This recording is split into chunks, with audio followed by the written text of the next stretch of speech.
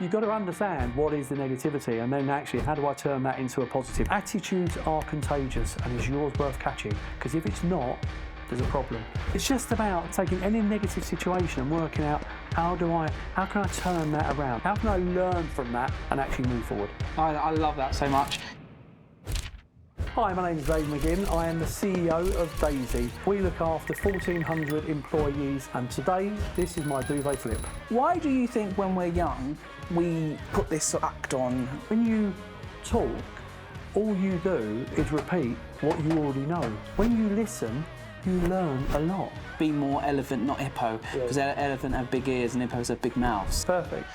What's your best bit of career advice that you have ever been given? So the most important thing that was given to me was that you have to succeed through people. I would rather have 1% of 100 people than 100% of myself. My final question, are you ready for it? Yeah. What's your duvet flip? What gets you out of bed in the morning to flip the duvet? So Dave, welcome to my duvet flip. How are you?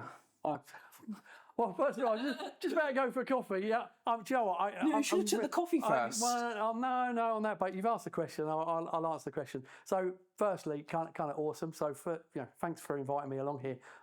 Really looking forward to today. I'm feeling great, and look forward to the conversations. Don't say that too soon, Dave. Yep. Wait until you've done the conversation first. You might go, oh. Yeah. Well, in all fairness, I think I've followed you a few times, and I've seen you online, and on that basis, I think I know what I'm likely to get at today. So I think I'm quite happy with on that basis. And we met 4 to 5 years ago. You was kind with your time. You mentored me, and we just had a lovely chat. Yeah, I think it was just before COVID, and it was just it was, and I followed yourself and Leon over that period of time as well. So just see all the good stuff that you've done, see some of the CEOs and everything else that you've interviewed, and I think you're doing a great job. We've got another great CEO today, and like I said off camera, you're looking dapper today. You've really did you know it was blue carpet? I didn't, but I blend in well. Blue is my colour. You blended in really well. Yes. I want to start here, Dave. There's lots of different audiences tuning in now. First, this show was all about how can we empower and inspire the young people to flip the duvet. Yeah. The show's grown. Yeah. We never expected it to grow as it has. Now there's all walks of life tuning in. Young people, people mid-career, senior leaders. It's just gone, the audience it's just interesting audience. But starting here, first job, what was it? What did you do? Why did you choose that job? Yeah. And what did it give you that you believe another job wouldn't give you to get you to where you are today? I think that's a great question. So I won't go for my the paper rounds and because I started work at really early age. But my first true job was just when I left school. When I was at school, I enjoyed woodwork. I enjoyed working my hands. Even as I'm saying that, my hands are moving. Yeah, I enjoyed working my hands and woodwork, and there just so happened to be a woodworking factory that was a stone's throw from where I lived. I mean, to talk about handy, it was just, and I remember getting the job there. I was 16-year-old, just coming up to 16, getting the job there, and my experience there wasn't the greatest, and I can't remember the whole reasons why, but I just remember for whatever reason I used to get sacked on a weekly basis. I always think that probably the guy was a lunatic, but actually maybe it was me as well. So it can't just. But what there was an interesting part about that is the thing that sticks with me is I got fired every week, but I can't remember how I got back the job every week. Does that make sense? So I carried on working there, but I can remember the negative side, but I can't remember the positive side. And it could be, because it's got mixed up in my memory, that, really it was one of them, oh, John, I'm going to sack you. So I naturally took that. But what I took from that is one of the lessons that I still do now, which is I want to make sure that anyone that comes to work for us as an organisation never has that experience. Never has a poor experience. So whenever anyone that comes to work for us, and we've got 1,400 people that are within the business, I send them an email thanking them for choosing us to come and work for us. They generally, worst ways, they'll see a video of me thanking them or I'll then go into the inductions and actually thank them, because I believe they have a choice. I believe what they've done is they've put their career in our hands. And I think all of that stemmed from my poor experience that I had when I left school. What amazing message to receive, right, from the CEO to say, thank you for choosing us, or going into the induction, showing your face somehow, or showing a message, that speaks volumes and power. Like, the amount of organisations that don't do that. Yeah. And do you think that message alone helps people have a better start? I think when I send an email, so they've all got, and the email that goes to every one of them, all the news, is inviting them to come to me if they've got any challenges or any problems or anything else. We do loads of different surveys.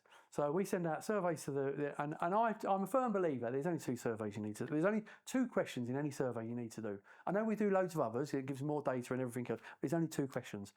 First question, would you recommend us as an organisation to work for? Because if the answer is no, don't even worry about the second question. So on that basis, so that's number 1. The second question is, have you got a friend at work? Have you got somebody that you can speak to? Have you got somebody that you can be a buddy with that actually, if you're unsure of something, you can go to? They're the only 2 questions. And we know that everything that we do is basically just trying to work out and give everybody the best experience working for us. And that's what we're never going to please everybody. But that's what we look to gain from our employees, that actually they're happy working for us. They feel that they're on a career ladder. We've had a lot of people over the years come through our business. As I said, we're 24 years old as of yesterday. Our chairman put something online.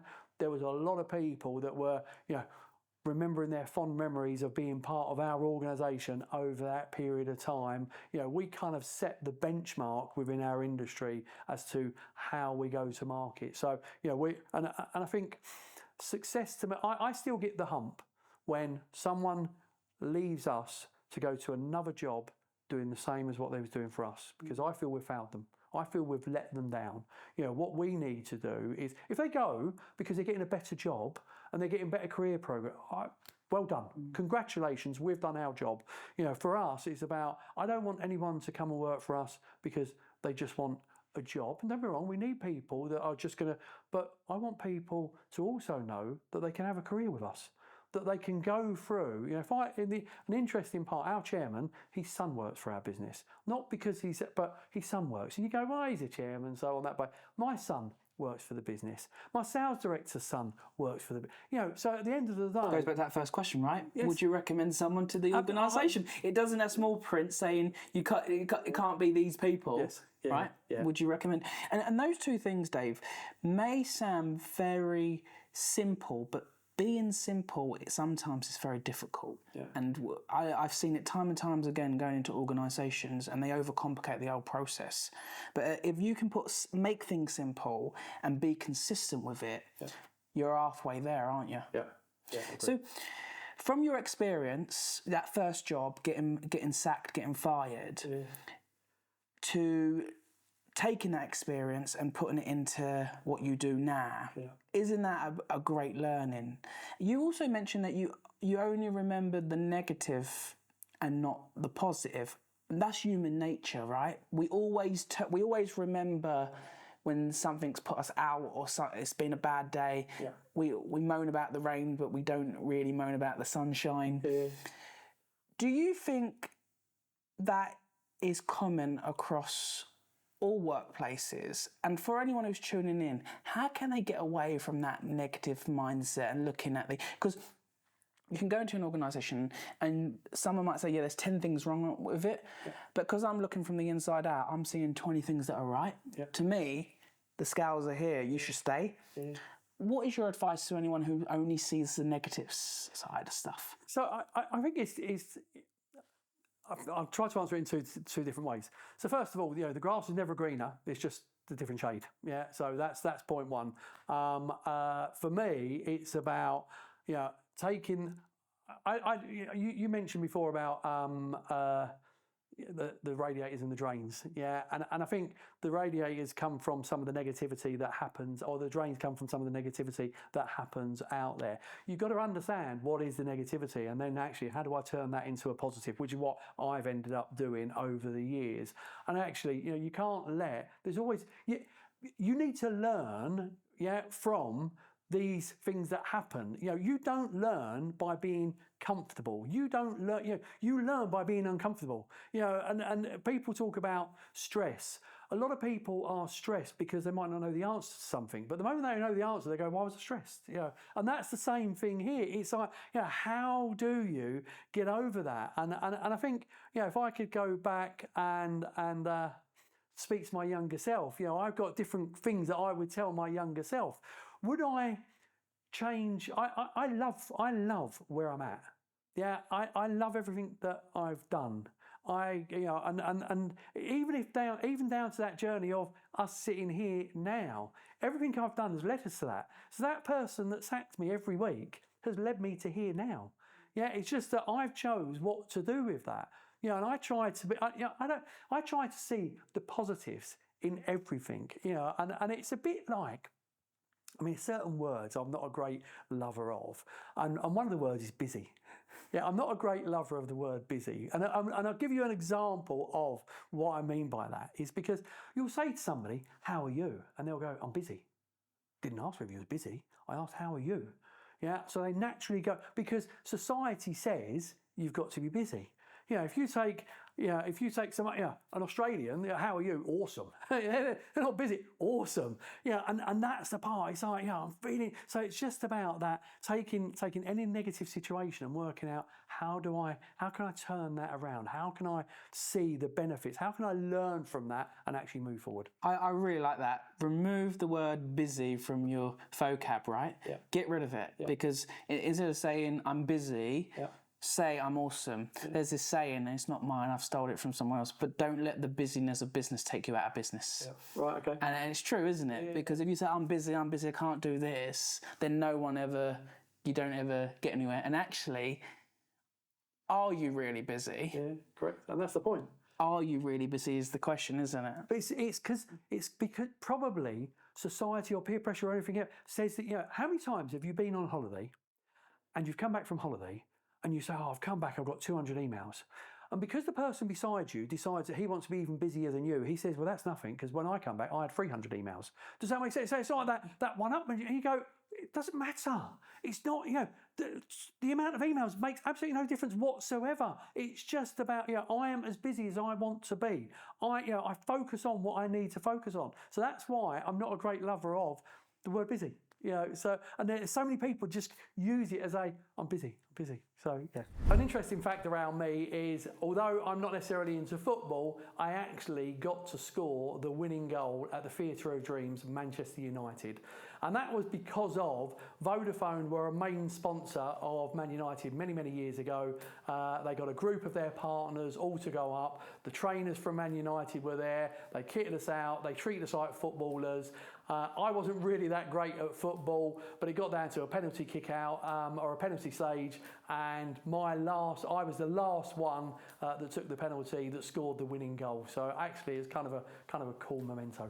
What has been one of your kind of secret sources to succeed, like in everyday life? Like you came in here today, you was very graceful, kind. You was definitely a radiator, not a drain. You stood there and said, okay, everyone, who's in the room? You wanted to engage. The amount of individuals that will come in and not engage with the rest of the team. And I watched that and I like that. That's why I stood next to you. Where does this all come from?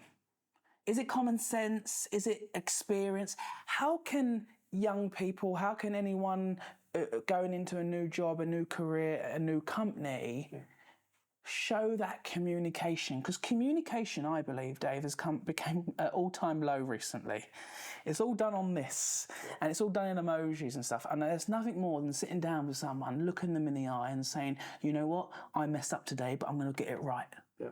So what's your tips to great communication? Because you're a good communicator. So I think I was thinking about this before. firstly, if I say I'm going to do something, I kind of do something. And I remember becoming part of the business many years ago, and our chairman, and we was going through the budget presentations, and our chairman's a prolific entrepreneur. He just does great stuff. And the last slide we had was just Ronseal. And he said, "What do you mean?" I said, "If that's what we say we're going to do, then that's what we're going to do." And then after 1 year, we did exactly what he said we was going to do. And then we did it again. And then we did it again.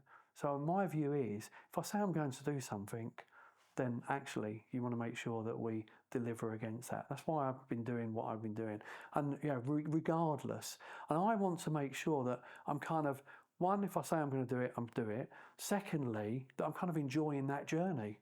I believe in being the best version of myself. I mean, that just so happens to be, if we look at our purpose, as Daisy as an organisation, our purpose is about keep Britain working, which is why one of the reasons why we met a few years ago, because I truly believe in, if we can create more employment, because we look after 200,000 SME customers and we want them to grow so they can employ more people. We want to grow so we can employ more people. How do we create more taxpayers to create a better society? Absolutely. So that's point one as a purpose. But our vision, and I don't know, I use keep Britain working. The marketing put other words around it, but I remember the three things. And then our vision is about being better every day. And as I said, marketing put other words around it, but I only remember the three words, which is better every day. And what I like about better every day is take the first initial, BED, once you've been better every day, go to bed. Next day, better every day again. And that's the part. And I remember when we did that,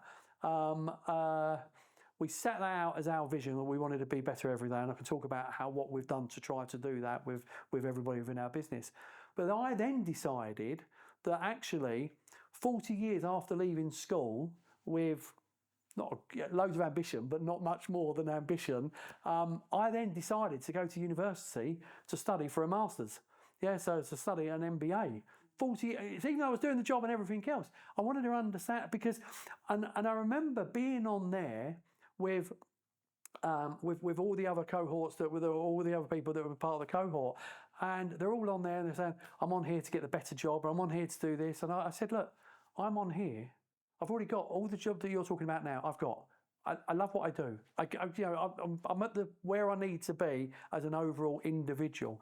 I said, I'm on here to be the best version of me for the benefit of my staff, because I think I owe that to them.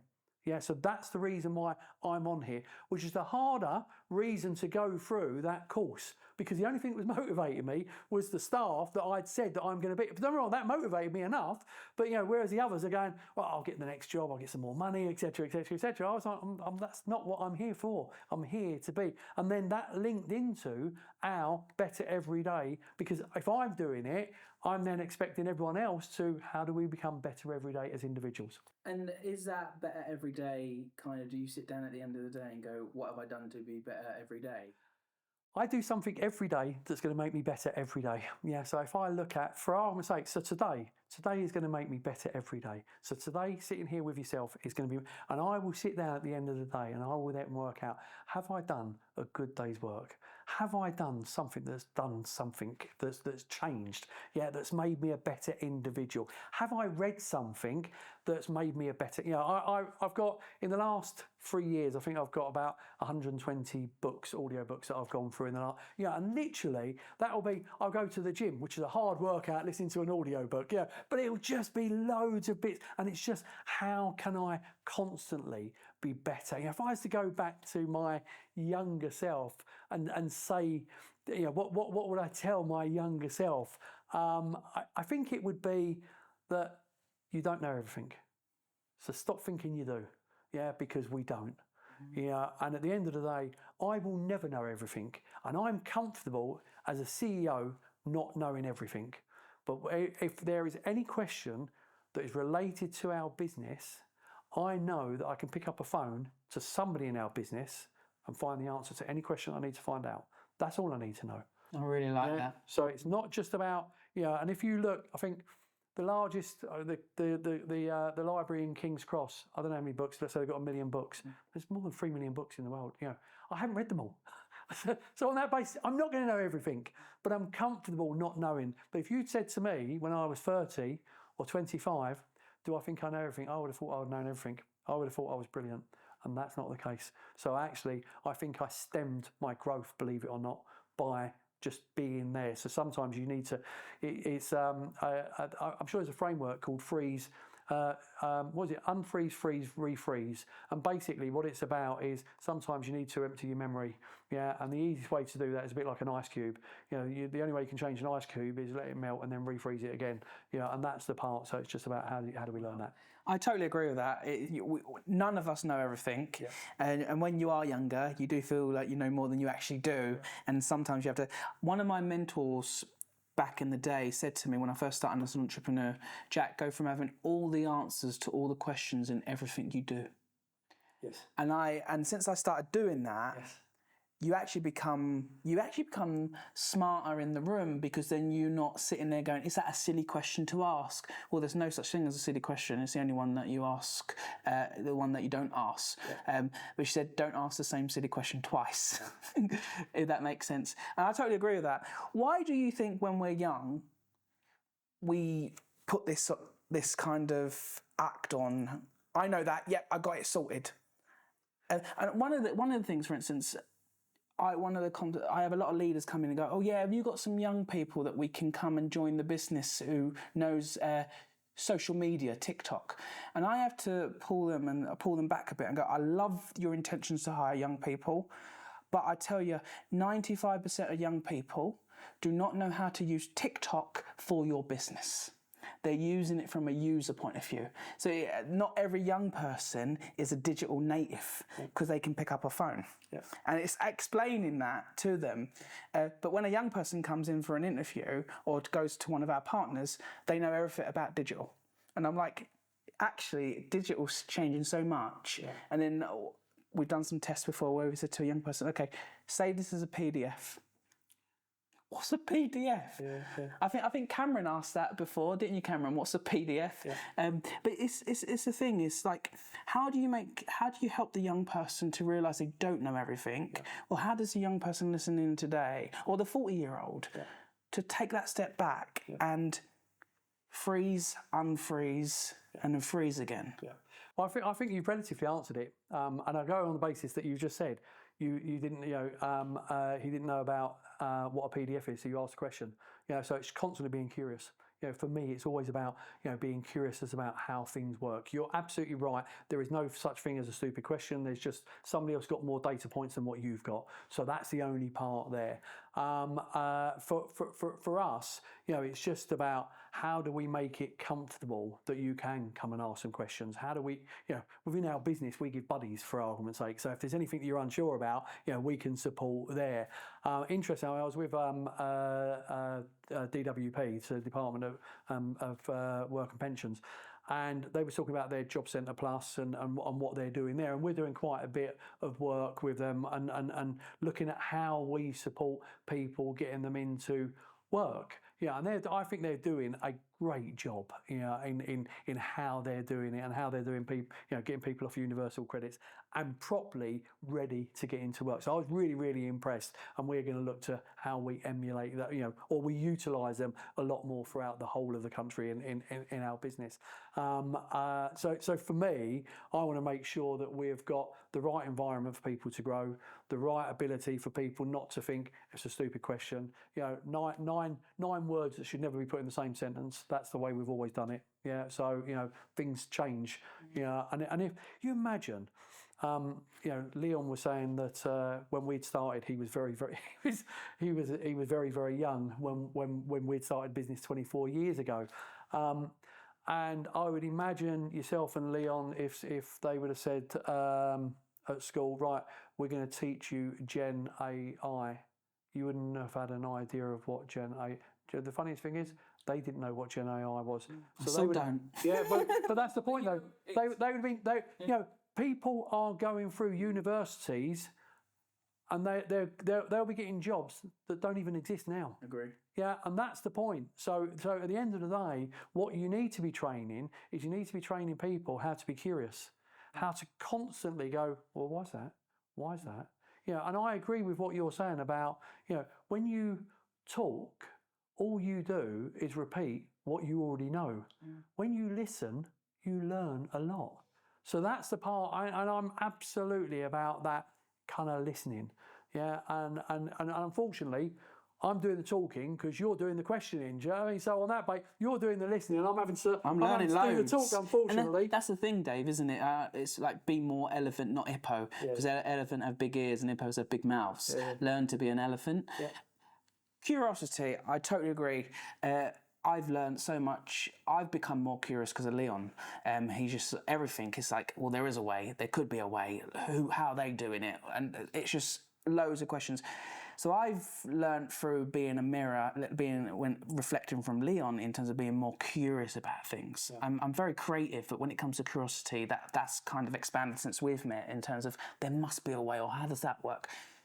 How do we train? You said we need to teach and train people to be curious. What does that look like? How do we train someone to be curious? Because I think if you can become curious, it solves half of the battles. Yeah. If you go from having all the answers to all the questions, solves after the battles. But how do we train that?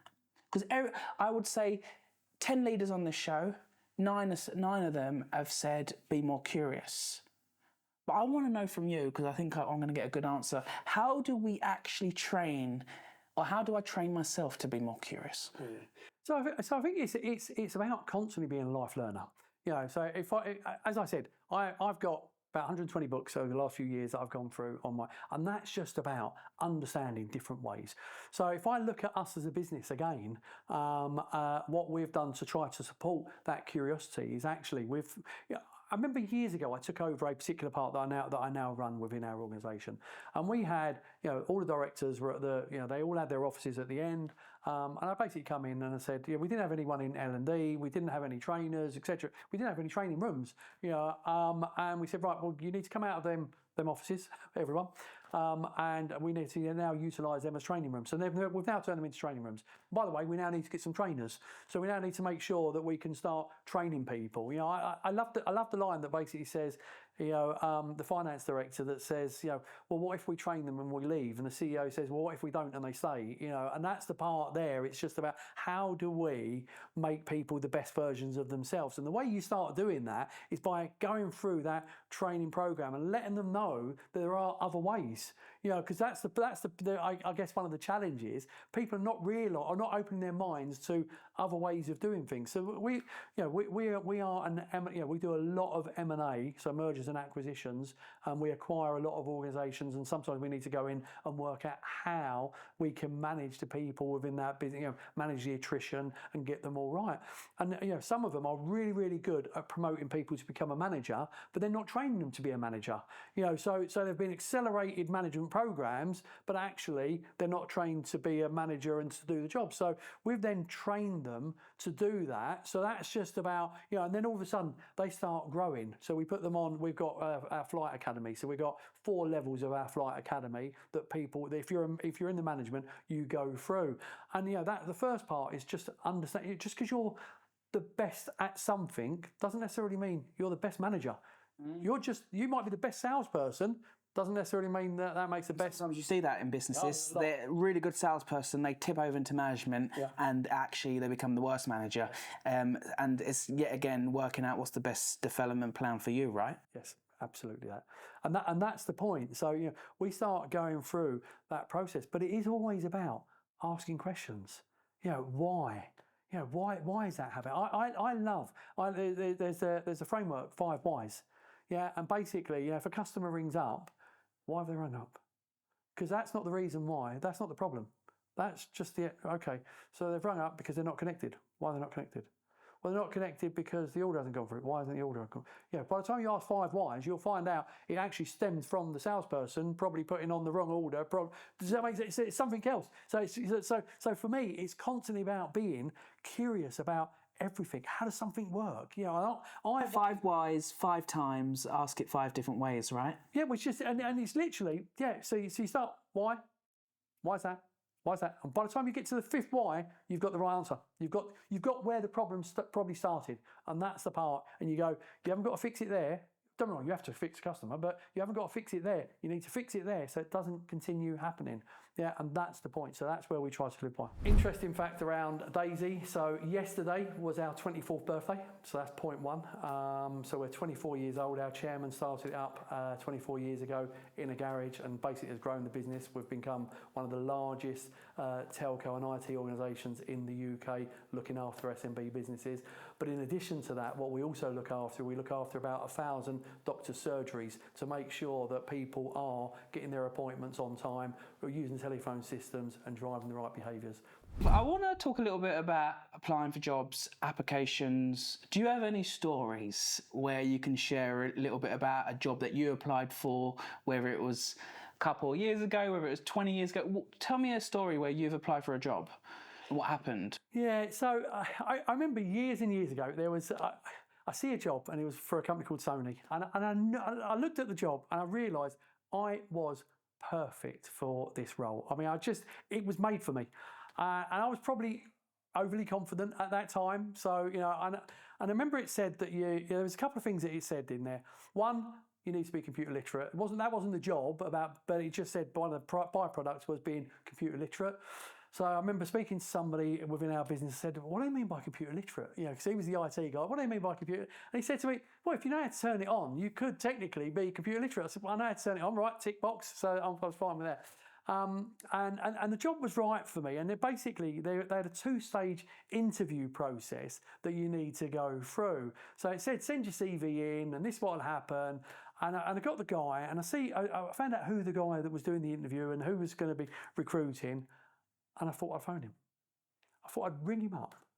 Don't worry about the CV. And I rang him up and I said, I'm ringing up regarding the job. And I still remember the conversation loosely. And he basically said, well, you've got to send your CV in. I said, yeah, I understand that. I said, but my view is, if I can't convince you to interview me, then actually you shouldn't even be looking at my CV. I am definitely the wrong person. So I'm ringing you up now to prove to you that actually I am perfect person for the role, because I believed I was the perfect person for that role. So anyway, we was going back and forth with the guy, and he said, look, that sounds absolutely brilliant. He said, but because we have a process and HR are involved and everything else, you need to send your CV. I said, okay, what would you like me to put on the CV to get the interview, because I'm the right person for the role? And he said, you need to make sure that your CV stands out. I swear to you, I sent it on the most luminous orange paper you've ever seen. It absolutely stood out. It would have been like a Brecon beacon as they opened up the envelope, and it got me the interview. And I remember going for the interview, and they said to me, so the interview was on a Friday, and they said to me, are you computer literate? I said, yeah. I said, what is it that you mainly use? They said, mainly Excel. I said, okay. So they said, we need you to come back on Monday for a test. Okay.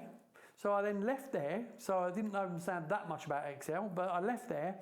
I went to a bookshop, bought a book on Excel, learned about formulas, learned about VLOOKUP, read the whole book over the weekend, back to forth, went in on Monday, and it was an aptitude test, nothing to do with IT whatsoever. But the reality is, I got the job. Yeah, I got the job, and I knew I was right for the job. Actually, I knew I was that right for the job that within 6 months, I was then made national sales manager of that particular part of the business. So I knew I was absolutely perfect. And that was the part. Had I have not made that call, had I have not done all of that, maybe I might not have got that role. That's brilliant, Dave. That's just a great example of a real story. Yeah. That, like, no matter who you are, there is an application process. What is your advice to others right now in this world? Because obviously back then, did you have LinkedIn? There was no. I think we just about had Google. I think it's so. Yeah, it was. So what's your advice in today's world? Because there's a lot of technology about. Yeah. What's your advice to anyone who's trying to put in an application to stand out? Yeah, and I think I don't think what I've said there has changed that much. I think my concern is, depending on the size of the organisation, they've got a lot of AI, they've got loads of CVs, and I can understand why they do it because they want to become efficient and everything else. And some of these organisations have got AI that's checking the CV. So unfortunately it's not even a human being that's kind of rejecting you on that basis. So you've then got to go, okay, how can I stand out? So you can either make your CV AI enabled so that it's looking at the right things, and there are lots of things out in the marketplace that can help you do that, but it's also about how do you stand out. For me it was finding out at the time who is doing the interview. How do I get hold of that person? How do I show them that I'm different from everybody else? That's what I want to do. I want to show them that I am the right person for that role. And if you truly believe that you're the right person for the role, then you should be going for that role. You should be pushing for that role. And at the end of the day, it's not about rejection. Because I remember speaking to one of their guys, and I walked into the office that day, and he said, I said, what's wrong? He said, I failed my driving test. I said, when you say you failed, I said, are you not going to take it again? He said, yes. So, well, you haven't failed then, have you? You just found a way not to do it at this moment in time. But, the only time you failed is when you stopped. So that's the point. Don't stop. It's just about, if you are, and I love the parts. I was thinking about this as well. Every now and then you get the things on LinkedIn, and some of them are probably spoofed up and everything else. But there'll be a guy or a girl standing at Liverpool Street Station with a banner that basically says, "Look, I've now become just doing something different, just standing out, and that's the point. If you really want it bad enough, you're going to go for it. And the rejection is just, rejection's just a different, we've all had rejections throughout our life, and it just puts us into a different direction.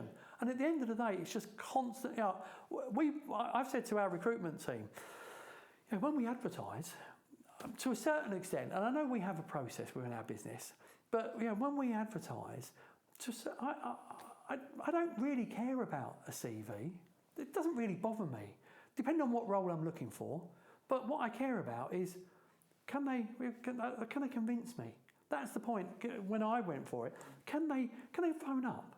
So if I said to you, I don't care whether you're male, female, old, young, I want you to ring me and convince me why you're the best person for that role.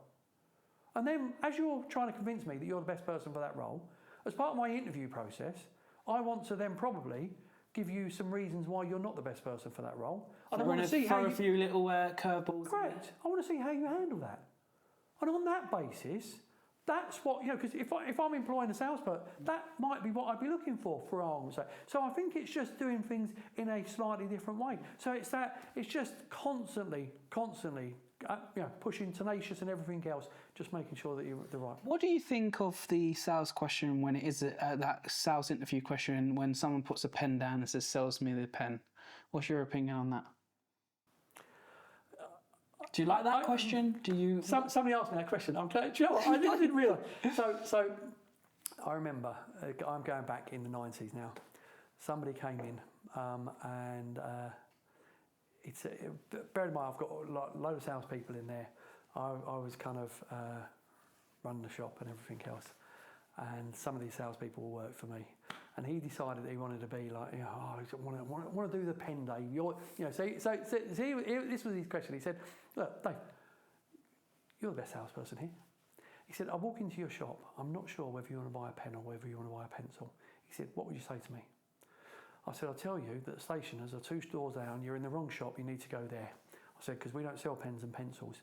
So he said, no, that's what I meant. That's not what I mean. That's not what I mean. He said, I said, look.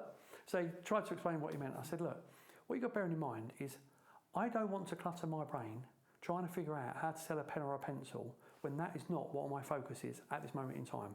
The moment I start having to try to figure out how to sell pens and pencils, I will work out what my presentation needs to be for selling pens and pencils. But until that moment in time, I'm not going to clutter myself. I believe there are 3 things in sales, probably more, but 3 things that you really should be focusing on. And the 3 things are, so it's know your company. So we need to know what are the benefits of us. Why Daisy? Why should you come to us? So that's point 1. The second point, I need to know our customers. Why? What does our product do for our customers? How does it help them grow? How does it help them be a better version of themselves? The third part is my competitors. I need to know what's in the marketplace. I can't be blinkered just on what I've got because I need to see what's surrounding the marketplace. So for me, I want to understand them kind of three parts, and that's really, and I've always looked at sales as a very logical process. Yeah. So, and what I mean by if somebody says something to me, I need to understand why are they saying that. What is it they want to gain from it? I used to love it years and years ago. There used to be a guy. I used to call him First Base, Paul. Really lovely guy. He used to sit on the front seat. And the reason why he was called First Base is the moment someone put their foot on the mat, he was there. Yeah, but he'd always strike out. So it's First Base. Yeah. So and I remember I was on the second. Probably the third desk in, and it still happens now. I think I'll say something. You'll go, yeah, it still works. But a customer walks in the shop and the salesperson goes up and says, "Hi, can I help you?" And the customer, their natural defence is, "No, I'm just looking." That's the natural defence of most customers, unless they specifically know what they want. But most customers go, "So I knew that. I knew that was going to be the case." So my view was always going to be, okay, if I know that, my logical thing is, what's my next question then? Because most people go, "Oh, okay, I'm over there in the corner. Yeah, come and see me." Really? You need to tell them that? So my natural part there was, perfect. Is it something you're looking for yourself or your partner? For myself. I'm back in the game again. Does that make sense? And that's the point. It's just about constantly working out what is it that we're trying to, and when people say, "Sell me this pen," it's quite simple. Well, all right, I've got a contract for you to sign. You're going to earn £1 million, or whatever. There's loads of different things that are on LinkedIn that you can see. And for me, it's just not something that I would clutter myself at this moment in time. It's like that saying that the second mouse gets the cheese, right? Because the first one gets the It's like that, isn't it? Yeah. Be the second, because then they've said, "Can I help you?" You do. I go into places and I really don't like it as soon as I've walked into the door and someone goes, "Can I help you?" Yeah. I was like, well, I want to understand the environment first. And then when the second person asks, you're like, "Oh yeah, actually, no, I think that's so logical." And have you where did you learn that from? Is that just from experience? No, I think it goes back to that part, that logical. So this was an interesting part in this same business. Excuse me. In the same business, they said to me, the only reason why you are as successful as you are is because of where you sit. I said, "You can sit me anywhere in this shop. You sit me wherever you want." So they decided to sit me right at the very back, the furthest, and it was a long way from the front. And I said, "Right, okay, I'm going to sit there." Next customer that walks in, I've gone, "Hello." That was it. So it was for me, it was my mindset. It was their mindset was I was always going to win. My mindset was actually I was always looking to work out how I could do the best for that customer. How I could, and that's the part. I've always wanted to, I can't serve myself. I can't become better by just looking after myself. I need to look after other people. And when I get customers coming in, and when I talk about know your customer, I used to love it when they would come in with somebody else's brochure. I knew I was guaranteed a sale. I may as well have just commissioned more. I guaranteed a sale because of the process of understanding what our competitors were like. And actually, why is that customer? Why haven't they purchased round the corner? Why are they now coming into me? So they're basically saying, "I'm really, really interested." But the round corner, they didn't convince me or whatever. So for me, I do genuinely believe it is the attitude. And that's the part. When I think you asked a question earlier on, which is, for me, what is the most important part for any individual? And attitudes are contagious, and is yours worth catching? Because if it's not, there's a problem. And this is not being naive about attitude. This is just being, anyone can be negative. It's just about, you need to see the positive situations in a lot of things. There's always going to be things, there's always going to be curveballs, always going to be something that happens, but it's just about focusing on that positive things. I love that so much. An interesting fact about our industry, it's a constant evolving industry, so nothing kind of stays the same. But the most interesting part is the value of our industry. So the value of our industry that we focus on within our business is valued at about £10 billion. So there's a lot more out there to go at. So really great industry to be in. Lots of activity happening out there. People moving from old technology onto new. AI is definitely a buzzword within our industry. We're driving. IoT, so the Internet of Things, is definitely something that we're focused on as an organisation as well. We were talking earlier off camera, and we were talking about find a job you love and you'll never work a day in your life. But you have a different stance on that, don't you? Share your different stance with us. Well, I think it's so I think the saying is, find something you love and you never have to work again. And there are lots of people that try, whether you're football or whatever, and they try to do that. My view is what you need to do is you need to love working. That's what you need to love. Yeah. Now, forget the product, forget whether it's football or forget whether it's, forget all of that. Love working, because whatever happens, you're probably going to have to do that more than you have to do anything else in your life. So enjoy it. Be the best version of yourself while you're doing it. I hate it when people they resign and you get the worst month's worth of work out of that individual. I want to be the person that when I'm leaving, people go, I can't believe he's left. There's such a gap. I don't want to be the person that goes, oh, thank Christ they've left. They've got, because, so it's just about being really, really positive while you're there. But for me, I want to make sure that, I enjoy work. And I think a lot of that, and I try to work out, why did I come up with that? Why has that meant so much to me? Probably, I grew up in a London estate. Parents didn't really, my mum was in the wheelchair, dad looked after her, and I probably had, I would, if I wanted money, if I wanted anything, I'd have to go out and kind of figure it out, and earn. And I guess because of that, I got used to working, and I loved it, and I loved what it gave me, and I loved what it enabled me to do. So on that basis, and I didn't know that I wanted to be a CEO. I didn't know I wanted to be a managing director or a sales director, or all I was the best version of me. Every organisation that I was with, I was the best version of me, and therefore you continue growing. And the reason why I was the best version is I don't think about, oh, this is hard work.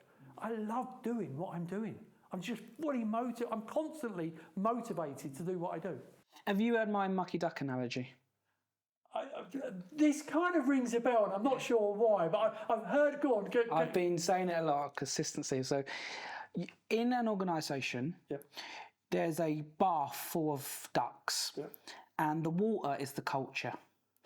If you bring someone new in, and the duck is the new employee and they've got muck on them, you put it into the bath and the water starts getting mucky.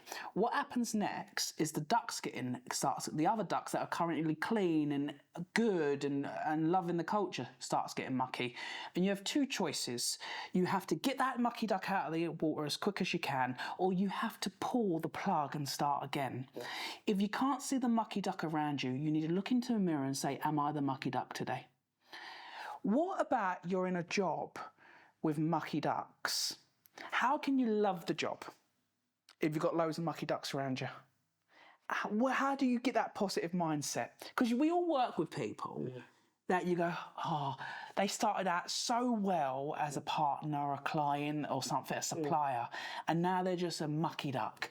Or maybe I'm being the mucky duck. But what's your advice to get your mindset? Because it's hard, because we're dealing with people, right? A lot of business is people.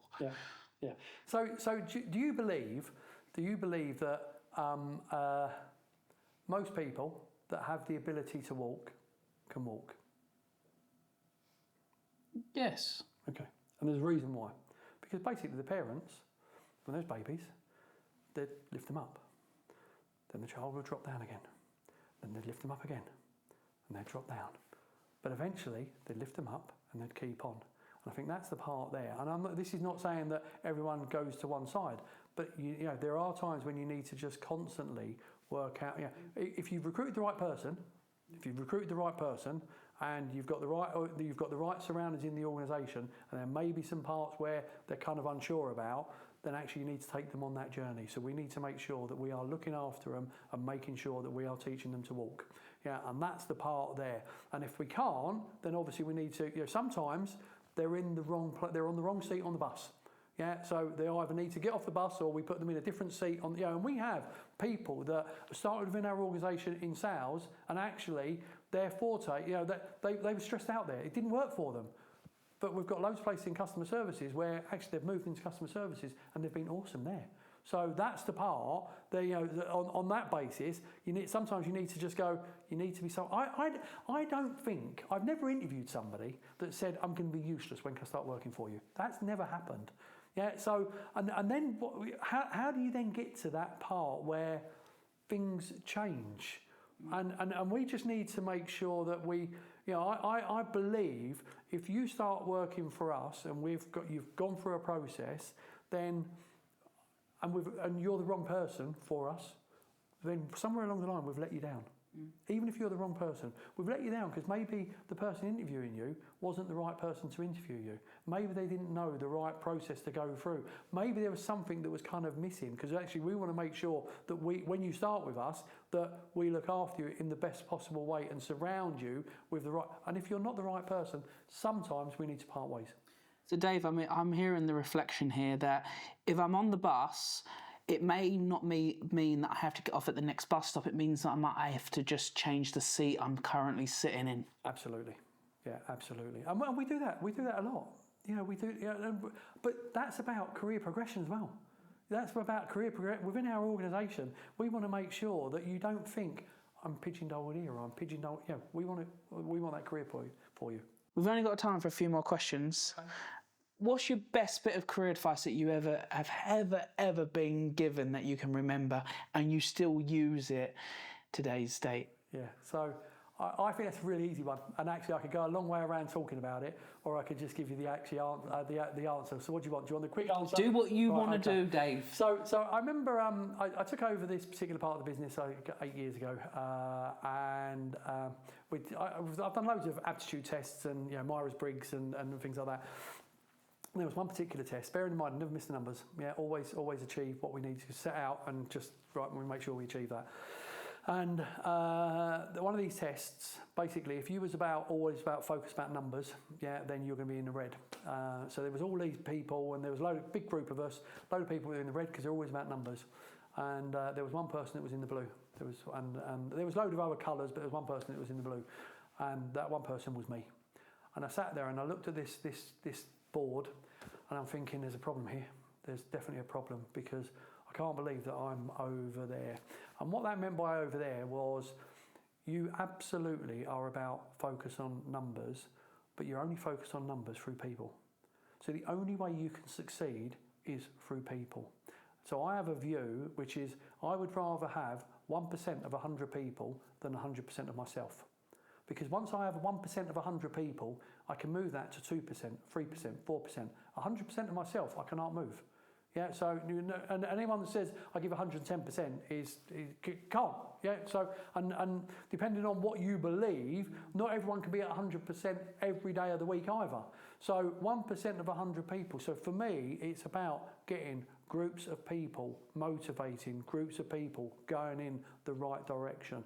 So the most important thing that was given to me was that you can succeed through people, not on your own. You have to succeed through people. I love that so much, because like you're right, you got 100% yourself, you can't grow. You can only go down. Yep. But if you got 100 people with 1% each, yep, next week, next day, you could be 200%. Better every day. Better Love every day. that. Better every day. Love that. Better every day. Bed, right? Yeah. My final question, are you ready for it? Yeah. What's your duvet flip? What gets you out of bed in the morning to flip the duvet?